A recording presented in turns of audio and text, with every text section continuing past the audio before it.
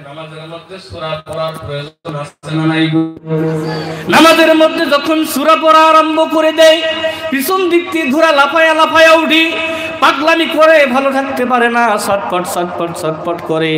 বান্দাটা আল্লাহর নবীর সাহাবা নামাজ শেষ করে ঘোড়ার দিকে তাকাইয়া দেখে ঘোড়া লাফাইতেছে এবং লক্ষ্য করে দেখে আসমান থেকে কি যেন মেঘের টুকরা জমিনের মধ্যে লাহে লাহে করে নামতে থাকে। জোরে কন্যা সুবহানাল্লাহ। যখন নামাজ শেষ করে দেয়, নামাজ শেষ করে দেওয়ার সঙ্গে সঙ্গে মেঘের টুকরা আবার আল্লাহর আসমানের দিকে যাওয়া আরম্ভ করে দেয়। জোরে কন্যা সুবহানাল্লাহ। আবার নামাজ আরম্ভ করলেন, একই অবস্থা দেখলেন। শেষমেশ পর্যন্ত নামাজ পড়লেন না, যতটুকু নামাজ পড়লেন নামাজকে শেষ করে দিয়ে মনে মনে ভাবলেন, আমি ফজরের নামাজের পর নবীজির দরবারে গিয়ে প্রশ্নটা করব, এমন কেন বারবার আমার ঘোড়া লাফাইতে থাকি। ভাই মুহতারাম দোস্ত বুজুর্গ, আল্লাহর নবীর সাহাবা নামাজ পড়ার জন্য যখন ফজরের নামাজের মধ্যে মসজিদের মধ্যে গিয়েছেন, নামাজ পড়ার পর আল্লাহর নবীকে ডাক দিয়া বললেন, ও নবী বলেন বলেন বলেন, জমিনের মধ্যে আমি যখন নামাজের মধ্যে রাত্রিবেলায় দাঁড়াইছিলাম গো নবী, ও নবী বলেন বলেন বলেন, আমি নামাজের মধ্যে দাঁড়াইছি, আমার পিছন থেকে ঘোড়া আমার লাফায়া লাফায়া উঠি, ছটপট ছটপট করে গো নবী লক্ষ্য করে দেখি আসমান থেকে কি যেন মেঘের টুকরা জমিনের মধ্যে আসে। জোরে কন্যা সুবহানাল্লাহ। নবীজি ডাক দিয়ে বললেন, সাহাবা শুনে নাও শুনে নাও, ওটা কোনো মেঘের টুকরা না, ওটা কোনো মেঘের টুকরা না, ওটা হলো আমার রহমতে, আমার আল্লাহর রহমতের ফেরেশতা। জোরে কন্যা সুবহানাল্লাহ। নবীজি ডাক দিয়ে বললেন, সাহাবা তুমি যখন জমিনের মধ্যে কোরআনকে তেলাওয়াত করেছিলে নামাজের মধ্যে, আমার আল্লাহ জমিনের মধ্যে রহমত বর্ষণ আরম্ভ করে দিয়েছিল। জোরে কন্যা সুবহানাল্লাহ। তাহলে বোঝা গেল জমিনের মধ্যে যখন কোনো বান্দা কোরআন তেলাওয়াত করে, ওই সময় আল্লাহ তার বান্দার উপরে আল্লাহর রহমতের ফেরেশতা নাজিল করে দেয়। জোরে কন্যা সুবহানাল্লাহ। সুবহানাল্লাহ ওয়ালহামদুলিল্লাহ ওয়ালা ইলাহা ইল্লাল্লাহ। সুবহানাল্লাহ। জোরে পড়েন, সুবহানাল্লাহ ওয়ালহামদুলিল্লাহ ওয়ালা ইলাহা ইল্লাল্লাহ। সুবহানাল্লাহ ওয়ালহামদুলিল্লাহ ওয়ালা ইলাহা ইল্লাল্লাহ। সুবহানাল্লাহ।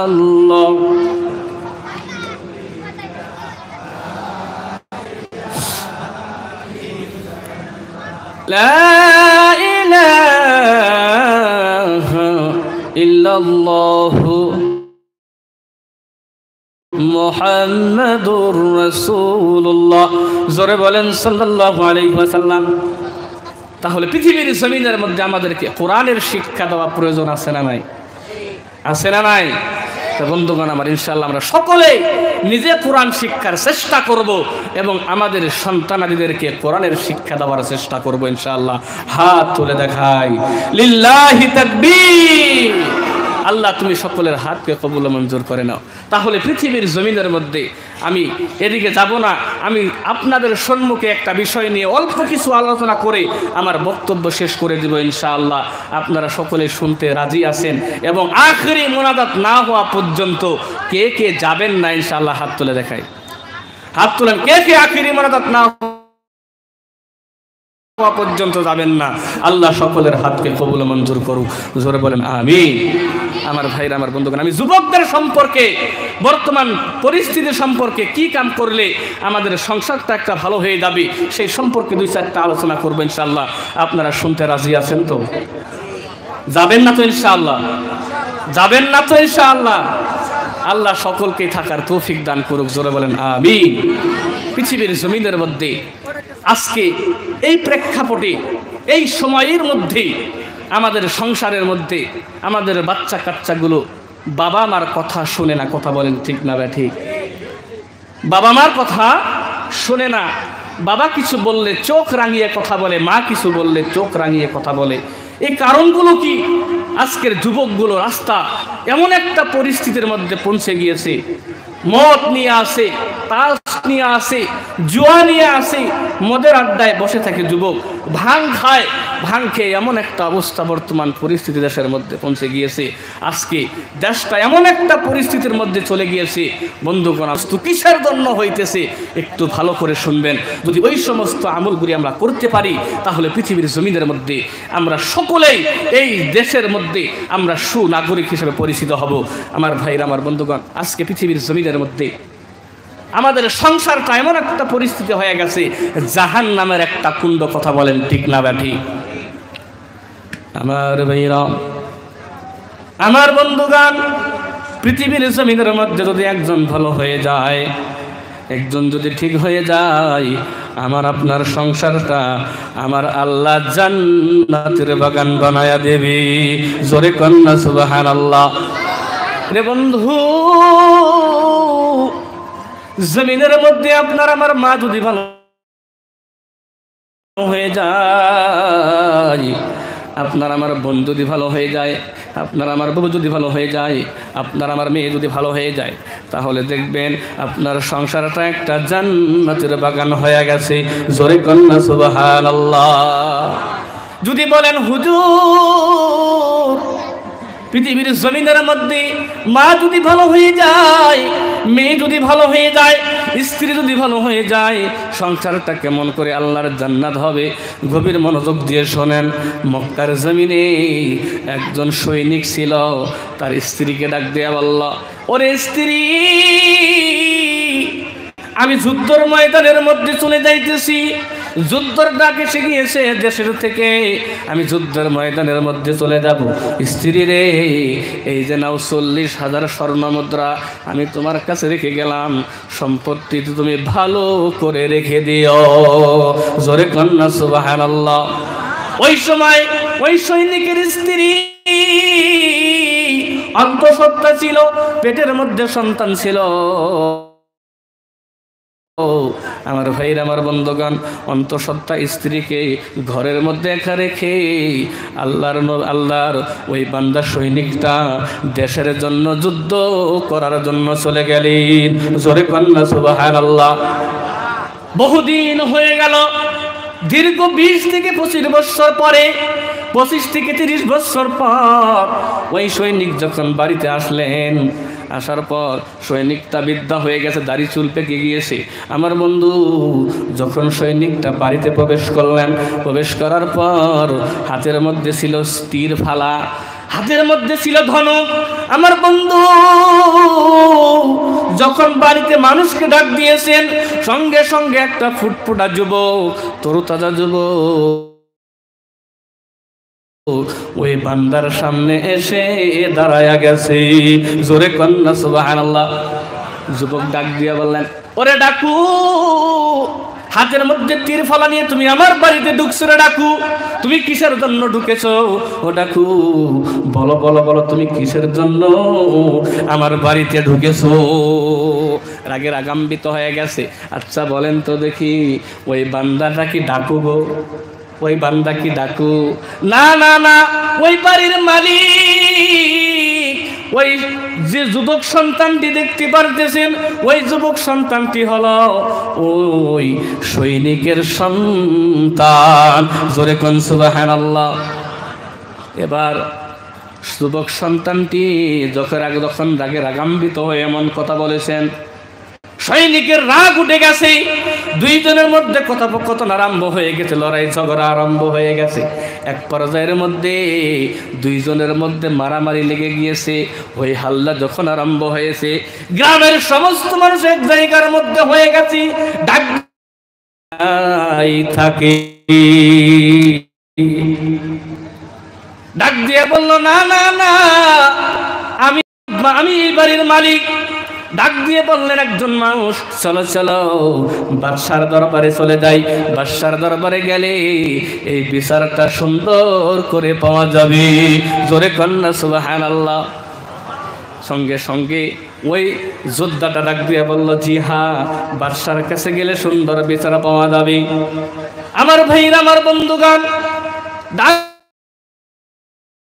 দিয়ে বললেন, ভাইজান আপনারা যে বাদশার দরবারে যাবেন, দয়া করে আমার নামটা শুনে নেন। নামটা সুন্দর করে বলে দিয়েছেন। এবার ঘরের থেকে স্ত্রী ডাক দিয়ে বললেন সন্তানকে, ও সন্তান, তুমি চিনতে ভুল করেছো, ওই মানুষটাই হলো তোমার বাবা। জোরে কন্যা সুবহানাল্লাহ।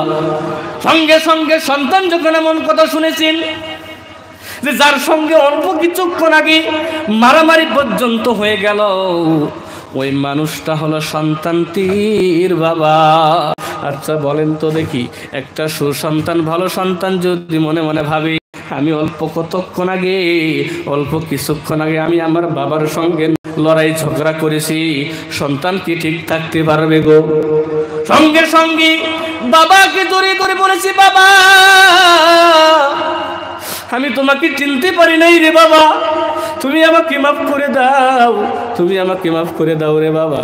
ও বাবা, আমি না চিনে তোমার সঙ্গে খারাপ আচরণ করেছি। বাবা সন্তান দুজনে জড়িয়ে ধরে কান্দে। বাবা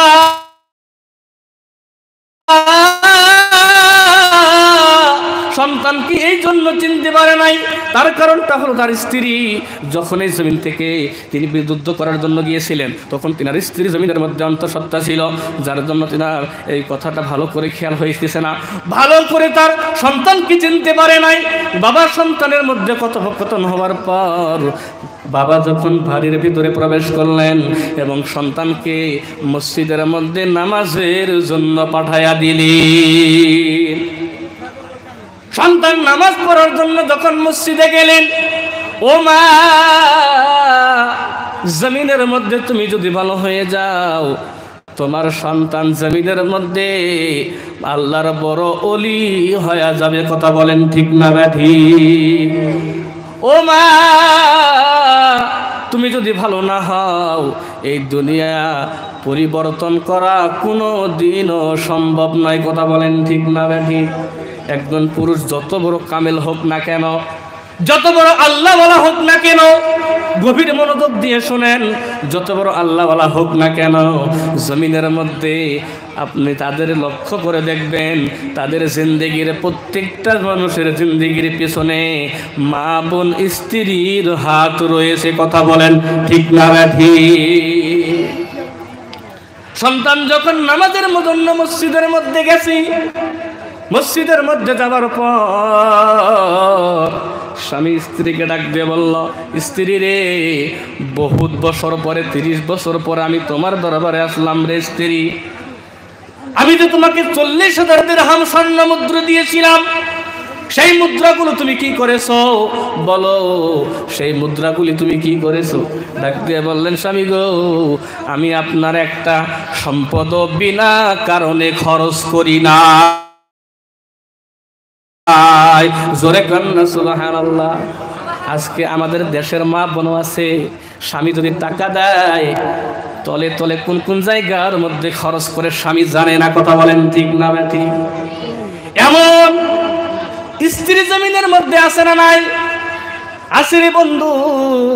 বর্তমান জামানার মধ্যে এমন স্ত্রী আছে জমিনের মধ্যে, এমন একটা পরিস্থিতি, স্বামীকে যদি একটা বস্তু আনতে বলে আর স্বামী যদি ওই বস্তুটা না আনে, তাহলে বাড়িতে ওই স্ত্রীর সঙ্গে লকডাউন দিয়ে দেয়। কথা বলেন ঠিক না ব্যাঠি? স্বামী স্ত্রীর সঙ্গে কথা বলে না, স্ত্রী স্বামীর সঙ্গে কথা বলে না, দুইজনের মধ্যে সম্পর্ক বিচ্ছেদ হওয়ার মতো হয়ে যায়। এ বন্ধু, মা বোনদেরকে লক্ষ্য করে বলতেছি, ও মা, আপনি যদি জমিনের মধ্যে ভালো হয়ে যান, আপনার স্বামীকে ভালোবাসেন, তাহলে পৃথিবীর জমিনে আপনার সংসারটা আল্লাহর জান্নাতের বাগান হয়ে যাবে। জোরে কন্যা সুবহানাল্লাহ। ভাই মুহতারাম, দোস্ত বুজুর্গ, এবার স্ত্রী স্বামীকে ডাক দিয়ে বললেন, স্বামী গো, আমি আপনার একটা সম্পদ বিনা কারণে খরচ করি না। স্ত্রীকে ঘরের মধ্যে রেখে স্বামীও গেলেন মসজিদের মধ্যে নামাজ পড়ার জন্য রে বন্ধু। নামাজের জন্য যখন গেলেন, নামাজের মধ্যে যাওয়ার পর মসজিদের মধ্যে গিয়ে দেখে একজন সুদর্শন যুবক তার সন্তানটি মসজিদের এক জায়গার মধ্যে বসে আছে এবং তিনি মসজিদের মধ্যে বসে বড় বড় বড় বড় আলিমদেরকে হাদিসের দরস দিতেছে। জোরে কন্যা সুবহানাল্লাহ। বাবা এমন দৃশ্য দেখি, সন্তান এত বড় আলিম, বাবার অন্তর জুড়িয়ে গেছে, বাবা খুশি হয়ে গেছে। বাবা জমিনের মধ্যে খুশি হয়ে গেছে রে বন্ধু। আজকে জমিনের মধ্যে আমার ভাইরা, আমার বন্ধুগণ, পৃথিবীর জমিনের মধ্যে আচ্ছা বলেন তো দেখি, আপনার সন্তান যদি এক জায়গার মধ্যে গিয়ে দেখেন আপনার সন্তান ভালো ভালো কাজ করতেছে, আপনার অন্তর জোড়াইয়া যাবে না নাই? যাবে না নাই গো? তেমন বাবার অন্তর জুড়িয়ে গেছে রে বন্ধু। অন্তর জোড়ানোর পর নামাজ পড়েছেন, নামাজ পড়ার পর বাড়িতে গিয়ে বলতেছেন স্ত্রীকে, ও স্ত্রী, আমি মসজিদের মধ্যে এমন একটা দৃশ্য দেখে আসলাম, দৃশ্যটা দেখে আমার অন্তর ভরে গেছে। জোরে কন্যা সুবহানাল্লাহ। স্ত্রী ডাক দিয়ে বললেন, স্বামী গো বলেন আপনি কি দৃশ্য দেখে আপনার অন্তরটা জুড়িয়ে গেল? স্বামী ডাক দিয়া বললেন, আমি যখন মসজিদের মধ্যে গিয়ে দেখি আমার সন্তান বসে বসে বড় বড় আলিমদেরকে হাদিসের দরস দিতেছে, ওই দৃশ্য দেখি, ওই দৃশ্য দেখার পর আমার অন্তর এমন হয়ে গেল, জমিনের মধ্যে মনে হয় আমি যা করেছি আমি জমিনের মধ্যে সার্থক একজন বাবা। জোরে কন্যা সুবহানাল্লাহ। এমন কথা মনে হওয়ার একমাত্র কারণ হলো স্ত্রী সৎ ছিল বলে, স্ত্রী সতী ছিল বলে। স্ত্রীকে ডাক দিয়ে বললেন, স্ত্রী ডাক দিয়ে বললেন, স্বামী গো আপনি যে টাকা আমার কাছে রেখে গিয়েছিলেন, 40,000 দিরহাম স্বর্ণ মুদ্রা আপনি আমার কাছে রেখে গিয়েছিলেন গো স্বামী, ওই সমস্ত সম্পদগুলি আমি যতটুকু খরচ করেছি আপনার এই সন্তানকে এতটুকু বানানোর জন্য আমি স্ত্রী অশেষ কষ্ট করে আপনার সন্তানকে এত দূর পর্যন্ত পৌঁছায়া দিয়েছি। জোরে কন্যা সুবহানাল্লাহ। তাহলে বোঝা গেল একজন মাই পারে একজন সন্তানকে ভালো করতে। কথা বলেন ঠিক না ঠিক? আজকে জমিনের মধ্যে সন্তান বাবার কথা শুনে না, সন্তান মায়ের কথা শুনে না, তার একমাত্র কারণ হলো জমিনের মধ্যে আমাদের মা ভালো হয় না। কথা বলেন ঠিক না ব্যাঠি? মা বাবার মর্যাদা তো এক জায়গার মধ্যে আছে, মা বাবার যে মর্যাদা আছে ওটা তো মর্যাদা আছেই। জমিনের মধ্যে সব থেকে বড় মর্যাদা হলো মায়ের বাবা। আমার ভাইয়ের, আমার বন্ধুগণ, জমিনে আমি এই জন্য এই কথাটা বলতেছি, সন্তান যদি ভালো হইতে হয়, সন্তান যদি আপনার সন্তানকে একজন ভালো মানুষ যদি বানাইতে চান, জমিনের মধ্যে আপনার স্ত্রীকে ভালো হওয়া লাগবে। কথা বলেন ঠিক না ঠিক? জমিনের মধ্যে, ভারতবর্ষের জমিনের মধ্যে একজন মানুষ এসেছিলেন যার নাম আমরা সকলেই জানি। কথা বলেন ঠিক না ঠিক? যার নাম হলো খাজা মুঈনুদ্দিন চিশতি রহমাতুল্লাহ আলাইহি। নাম শুনছেন না নাই গো আমার ভাইরা, আমার বন্ধুগণ? খাজা মুঈনুদ্দিন চিশতি রহমাতুল্লাহ আলাইহি এত বড় আল্লাহর একজন ওলি ছিলেন। তিনি যখন ভারতবর্ষের জমিনের মধ্যে আসলেন, আসার পর তিনার হাতে 90 লক্ষ মানুষ কলেমা পড়ে মুসলমান হয়ে গেলেন। জোরে কন্যা সুবহানাল্লাহ। 2-1 মানুষ না, 90 লক্ষ মানুষ কলেমা পড়ে মুসলমান হয়ে গেলেন। বাড়িতে গিয়ে মাকে দিয়ে বললেন, মা আমি ভারতবর্ষের জমিনের মধ্যে গিয়েছিলাম, ভারতবর্ষের মানুষ আমার হাতে কলেমা পড়ে 90 লক্ষ মানুষ মুসলমান হয়ে গেছে। ও মা, জমিনের মধ্যে আমার বড় ভালো লাগতেছে গো মা। মা ডাক দিয়ে বললে, বাবারি এই সুখ তোমার না, এই কষ্ট তোমার না, জমিনের মধ্যে আমি কষ্ট করেছিলাম বলে যার জন্য আজকে তুমি এত বড় সম্মান পেয়েছো। জোরে কন্যা সুবহানাল্লাহ। এ বাজার, মাকে জমিনের মধ্যে মোহাব্বত করতে হবে, ভালোবাসতে হবে রে বন্ধু। মা যখন বললেন আমাকে পৃথিবীর জমিনের মধ্যে তোমার এই এত দূর পর্যন্ত পৌঁছানোর জন্য জমিনের মধ্যে আমি বড়ই ত্যাগ করেছি রে বাবা। সন্তান ডেক দিয়ে বললেন মা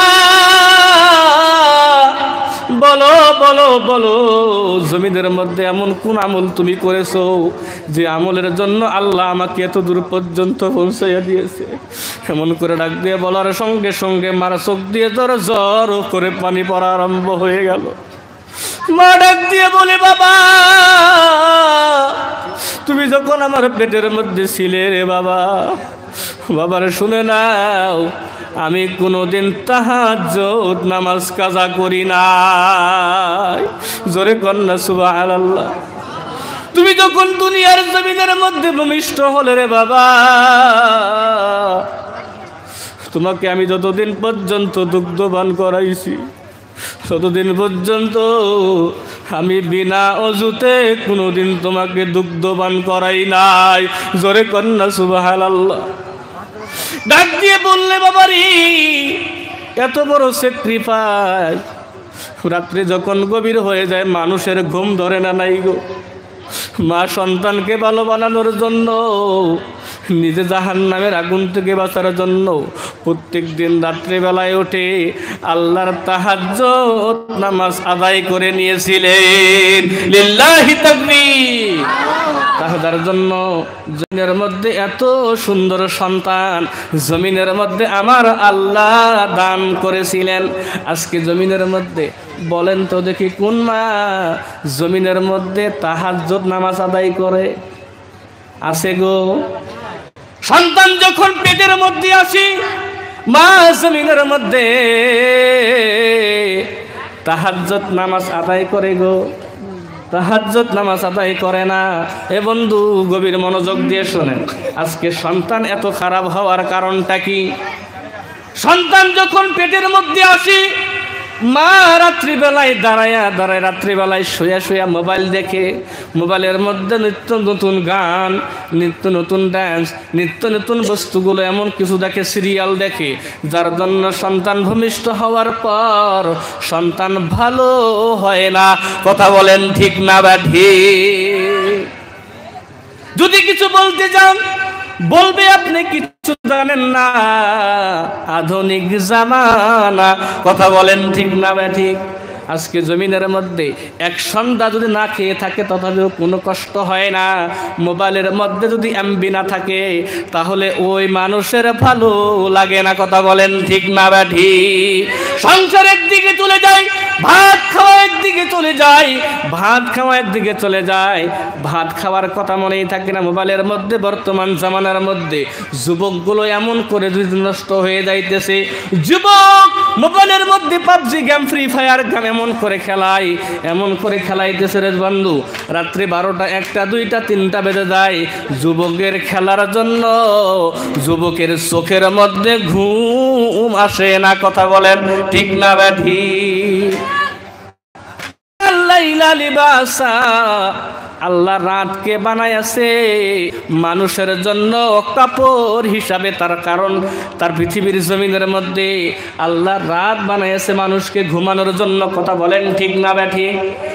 আজকে কিছু যুবক আছে রাত্রি 2টা 3টা পর্যন্ত গেম খেলায়, 2টা 3টা পর্যন্ত মোবাইলের মধ্যে থাকে। এমন সময় ঘুম আসে সকাল 10টা 11টা পর্যন্ত ঘুম পারে। এমন ডিজিটাল যুবক জমিনের মধ্যে আছে না নাই? দেখবেন এই সমস্ত যুবকের মুখের মধ্যে এখানে একটা পুকুরের মতো, এখানে একটা পুকুরের মতো, 2 চাপা ভেঙ্গে যায় জমিনের মধ্যে একটা কাল কাশের মতো দেখা যায়। কথা বলেন ঠিক না বা ঠিক? এমন একটা পরিস্থিতি হয়ে গেছে, যুবক সারা রাত গেম খেলায়। যে সময়ের মধ্যে আল্লাহ ঘুমানোর জন্য আদেশ করেছেন, যে সময়ের মধ্যে আল্লাহ ঘুম পাড়ার কথা বলেছেন, যুবকগুলো সেই রাত পর্যন্ত মোবাইলের মধ্যে ফ্রি ফায়ার বিভিন্ন ধরনের বস্তু মোবাইলের মধ্যে দেখে।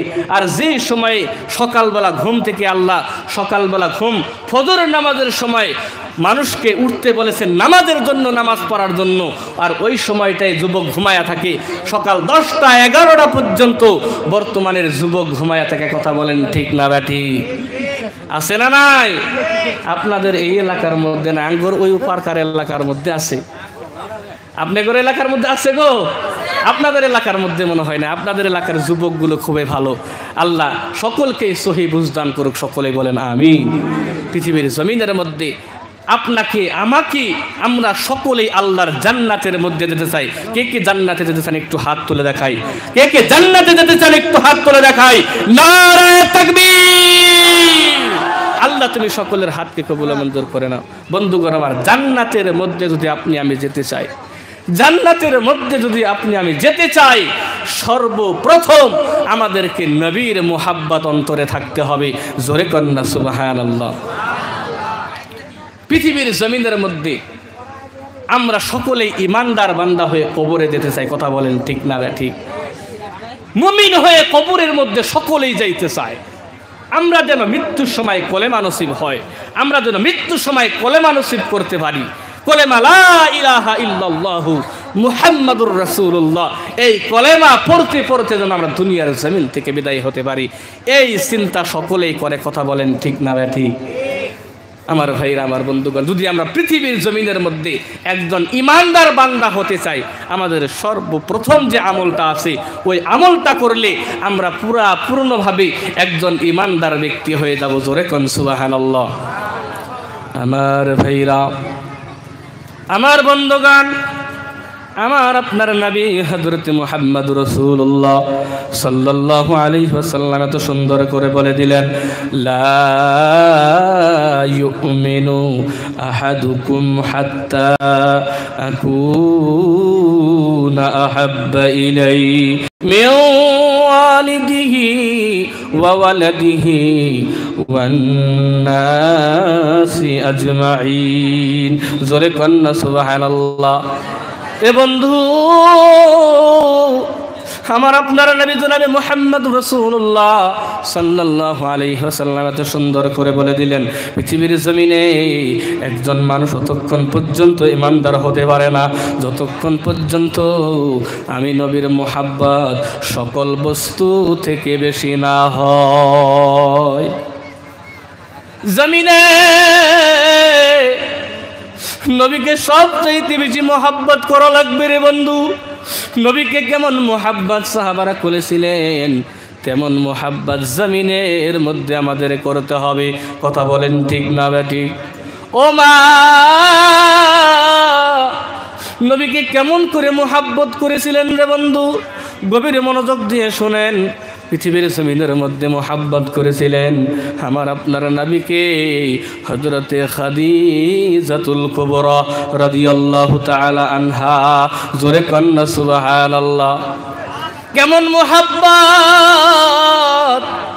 মা বোনদেরকে লক্ষ্য করে বলবো, মা, পৃথিবীর জমিনের মধ্যে নবীকে যেমন মোহাব্বত করেছিলেন হযরতে খাদিজাতুল কুবরা রাদিয়াল্লাহু তাআলা আনহা, তেমন মোহাব্বত আপনাকে জমিনের মধ্যে আপনার স্বামীকে করা লাগবে। জোরে কন্না সুবহানাল্লাহ। প্রথম অবস্থায় নবী যখন ইসলামের দাওয়াত দেওয়ার জন্য বিভিন্ন জায়গায় যাওয়া আরম্ভ করে দিলেন, বিভিন্ন জায়গায় যায় নবীজি। রাত্রি যখন গভীর হয়ে যাইতো, নবীজি বাসার মধ্যে এসে ডাক দিত, ও আমার কলিজার টুকরা বিবি খাদিজা। এমন করে ডাক দেওয়ার সঙ্গে সঙ্গে হযরতে খাদিজাতুল কুবরা রাদিয়াল্লাহু তাআলা আনহা ডাক দিয়ে বলতেন, লাব্বাইক ইয়া রাসূলুল্লাহ। জোরে কন্না সুবহানাল্লাহ। নবীজি ডাক দিয়ে বললেন, খাদিজা, রাত্রি এত গভীর হয়ে গেছে রে খাদিজা, আমি এত রাত্রিবেলায় বাড়িতে আসলাম, এত রাত্রিবেলায় তোমাকে ডাক দিলাম রে খাদিজা, আমার একটা ডাক দেওয়ার সঙ্গে সঙ্গে তুমি জবাব দিয়ে দিলে। ও খাদিজা, বলো কি তুমি রাত্রিবেলায় ঘুমাও না রে খাদিজা? খাদিজা ডাক দিয়ে বলে, নবী গো, আমি রাত্রিবেলায় ঘুমাই না গো নবী। আপনি বিভিন্ন জায়গাতে যান, আপনি রাত্রিবেলায় আসুন গো নবী। আপনি যদি আমাকে এসে ডাক দেন, আমি যদি ঘুমাইয়া থাকি মনে হয় আপনার মার কথা মনে পড়ে যাবে। নবী গো, আপনি যদি আমাকে এসে না ঘুমাইয়া থাকেন, ও নবী, আমি জানি দুনিয়াতে আপনার মা নাই, আপনার বাবা নাই। ও নবী, এই জন্য আমি রাত্রিবেলায় আপনার জন্য দাঁড়াইয়া থাকি। ও নবী, পৃথিবীর জমিনের মধ্যে আমি এই জন্য আপনার জন্য এই বিছানার মধ্যে শুই না, দরওয়াজার মধ্যে পিঠ লাগাইয়া দাঁড়াইয়া থাকি। জোরে কোন সুবহানাল্লাহ।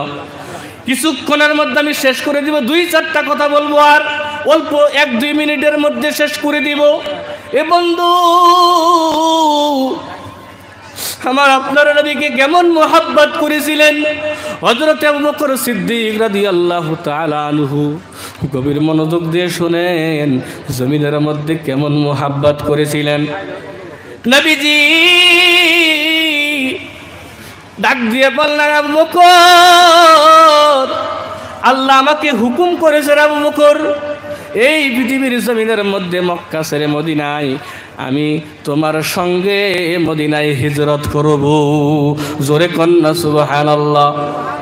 দীর্ঘ 2.5 বছর পর হযরত আবু বকর সিদ্দিক রাদিয়াল্লাহু তাআলা আনহুর বাসায় গিয়ে নবীজি ডাক দিয়া বললেন, আবু বকর রে, তুমি আসো নাকি বাসায়? আবু বকর ডাক দিয়ে বললেন, লাব্বাইক ইয়া রাসূলুল্লাহ, নবী গো, আমি বাসায় আছি গো নবী।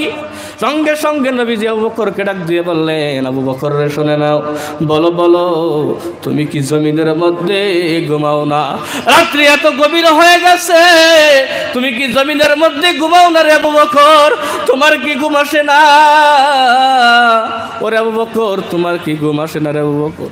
নবীজিকে ডাক দিয়ে বললেন, নবী গো, জমিনের মধ্যে আপনি যখন আমাকে বলেছেন আমাকে সঙ্গে করে নিয়ে আপনি হিজরত করার জন্য যাবেন, ওই দিক থেকে নবী আজ পর্যন্ত আমি বিছানার মধ্যে ঘুমাই না। জোরে কন্যা সুবহানাল্লাহ। আপনি কখন এসে আমাকে ডাক দিবেন নবী গো? আমি আপনার ডাকে সাড়া দিতে পারবো না, আপনার সঙ্গে বেয়াদবি হয়ে যাবে, যার জন্য আজকে 2.5 বছর আমি এই ঘরের দরওয়াজার মধ্যে পিঠ লাগায়া লাগায়া দাঁড়ায়া থাকি। জোরে কন্যা সুবহানাল্লাহ। শুধু তাই না, শুধু তাই না, ও নবী, ওই যে দেখতেছেন আমার একটা মেয়ে আপনার জন্য প্রতিদিন খানা বানায়া রেডি করে রাখে। জোরে কন্যা সুবহানাল্লাহ। আপনি কখন আসবেন? আমাকে সঙ্গে করে নিয়ে মদিনার মধ্যে যাবেন, এই জন্য আমার সন্তান নিত্য নতুন প্রত্যেকদিন আপনার জন্য খানা রেডি করে রাখি। জোরে কন্যা সুবহানাল্লাহ। না না না, শুধু তাই না, ওই যে দেখতেছেন যে উটনিটার উপরেই আপনাকে সওয়ার করে আমি মক্কা ছেড়ে মদিনায় চলে যাব, ওই উটনিটাও পর্যন্ত আপনার ভালোবাসায়, আপনার মহাব্বতে রাত্রিবেলায় দাঁড়ায়া দাঁড়ায়া কান্দে। জোরে কন্যা সুবহানাল্লাহ। ভাই মুহতারাম দোস্ত বুজুর্গ, যতটুকু কথা বললাম, বলা এবং ভাষার মধ্যে যদি কোনো ভুল ত্রুটি হয়ে থাকে, নিজের ভাই নিজের ভাতিজা হিসাবে আমাকে ক্ষমা করে দেবেন এবং আমার জন্য দোয়া করবেন। আল্লাহ যেন আমাকে দ্বীনের ব্যাপারে, ইসলামের ব্যাপারে আল্লাহ যেন কবুল করে নেয় এবং মৃত্যুর সময় যেন আল্লাহ আমাকে কলেমা নসিব করে, দুনিয়ার জমিন থেকে বিদায় করে। এবং আমি আপনাদের জন্য দোয়া করি, আপনাদেরকেও যেন আল্লাহ তাবারাক তাআলা দুনিয়ার জমিন থেকে কলেমা নসিব করায়, তারপরে যেন আল্লাহ তাবারাক তাআলা দুনিয়ার জমিন থেকে বিদায় করে। এতটুকু দোয়া আপনাদের কাছ থেকে নিয়ে এবং আপনাদেরকে দিয়ে আমি আমার বক্তব্য শেষ করে দিলাম। ওয়া আখিরু দাওয়ানা আনিল হামদুলিল্লাহি রাব্বিল আলামিন। আসসালামু আলাইকুম ওয়া রাহমাতুল্লাহি ওয়া বারাকাতুহু।